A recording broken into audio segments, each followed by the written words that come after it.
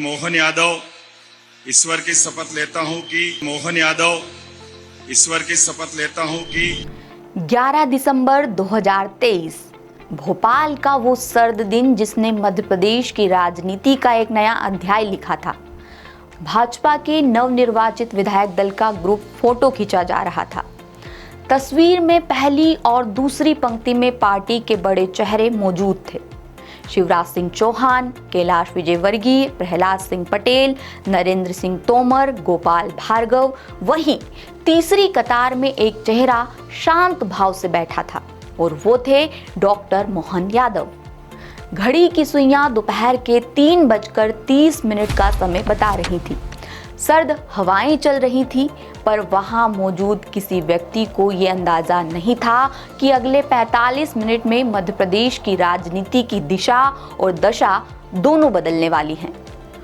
Photo session खत्म हुआ। इसके बाद विधायक दल की बैठक शुरू हुई। केंद्रीय पर्यवेक्षक मनोहर लाल खट्टर मंच पर मौजूद थे। बैठक के दौरान एक पर्ची शिवराज सिंह चौहान तक पहुंची।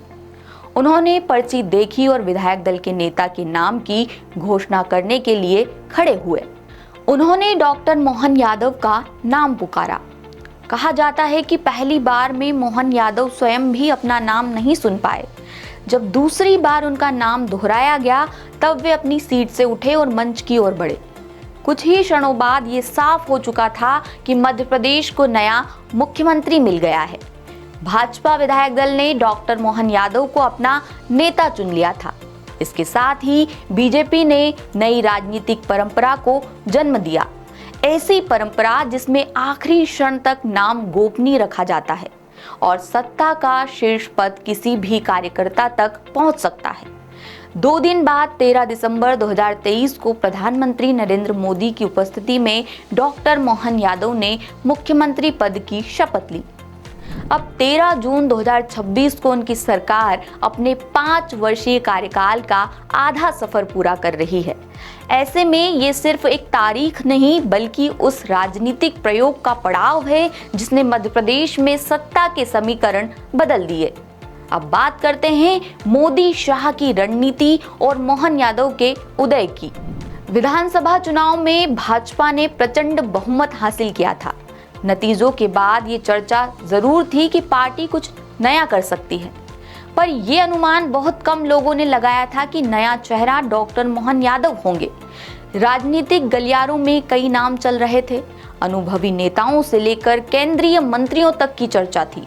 इसी बीच प्रधानमंत्री नरेंद्र मोदी और केंद्रीय गृह मंत्री अमित शाह की रणनीतिक जोड़ी ने ऐसा फैसला लिया जिसने सभी राजनीतिक आकलनों को पीछे छोड़ दिया। शिवराज सिंह चौहान ने मुख्यमंत्री पद से इस्तीफा दिया। इसके बाद डॉक्टर मोहन यादव ने राज्यपाल मंगूभाई पटेल के समक्ष सरकार बनाने का दावा पेश किया और 13 दिसंबर 2023 को मुख्यमंत्री पद की शपथ ली। आज 13 जून 2026 को 2.5 साल बाद उनका कार्यकाल अपने मध्य बिंदु पर पहुंच गया है। डॉक्टर मोहन यादव का मुख्यमंत्री बनना सामाजिक समीकरणों से जुड़ा एक बड़ा संदेश भी है। मध्य प्रदेश में साल 2003 से लगातार ओबीसी नेतृत्व सत्ता के केंद्र में रहा है।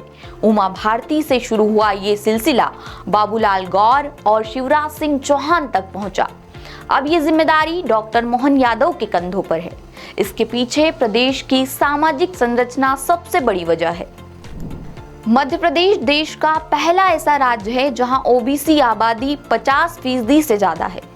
राजनीतिक दृष्टि से देखें तो कुल वोटर्स में करीब 48% वोटर ओबीसी वर्ग से आते हैं।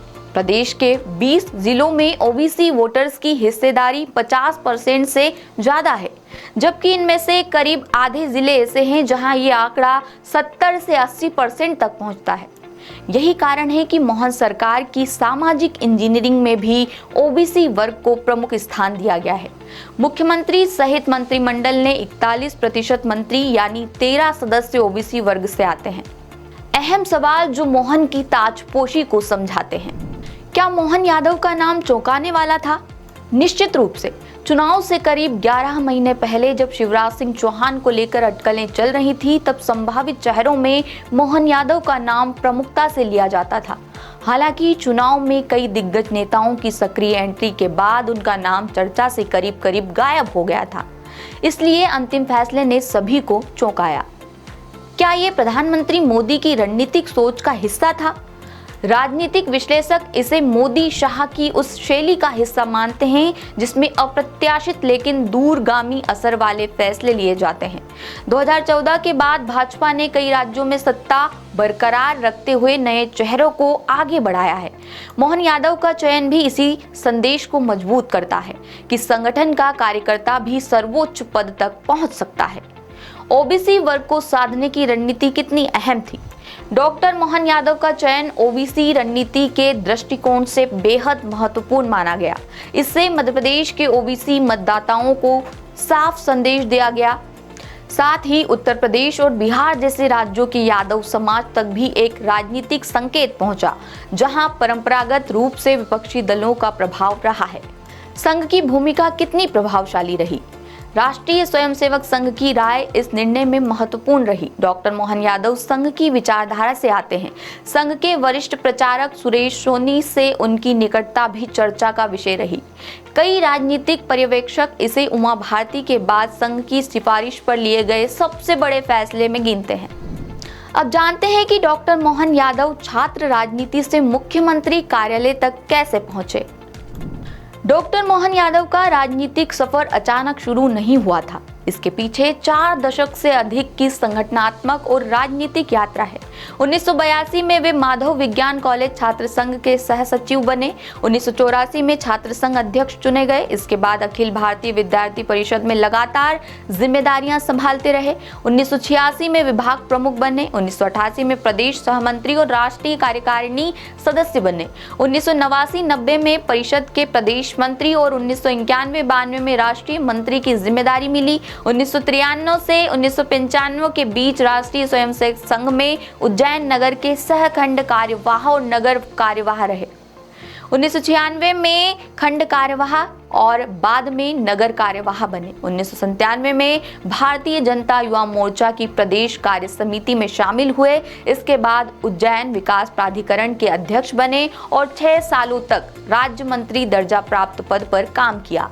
2013 में पहली बार विधायक बने। 2018 में दूसरी बार विधानसभा पहुंचे और शिवराज सिंह चौहान सरकार में उच्च शिक्षा मंत्री की जिम्मेदारी संभाली। राजनीतिक विश्लेषकों के लिए डॉक्टर मोहन यादव को मुख्यमंत्री बनना जितना अप्रत्याशित था, उतना ही उनकी शैक्षणिक पृष्ठभूमि प्रभावशाली मानी जाती है। उन्होंने बीएससी, एलएलबी, एमए, एमबीए और पीएचडी तक की शिक्षा हासिल की है। उज्जैन के माधव कॉलेज के छात्र संघ में सह सचिव के रूप में शुरू हुआ उनका सफर 4 दशक बाद मुख्यमंत्री कार्यालय तक पहुंचा।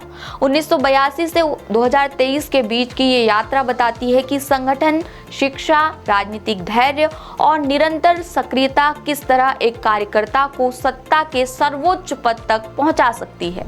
तो ये था 10 सूत्र की खास पेशकश मोहन सरकार आधा सफर पूरा का पहला भाग।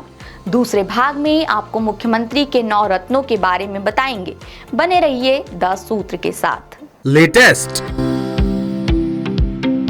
इन्वेस्टिगेटिव और इन डेप्थ खबरें देखने के लिए ज्वाइन कीजिए 10 सूत्र का व्हाट्सएप चैनल, सब्सक्राइब कीजिए यूट्यूब चैनल, लाइक कीजिए फेसबुक पेज और पढ़ते रहिए www.daसूत्र.com।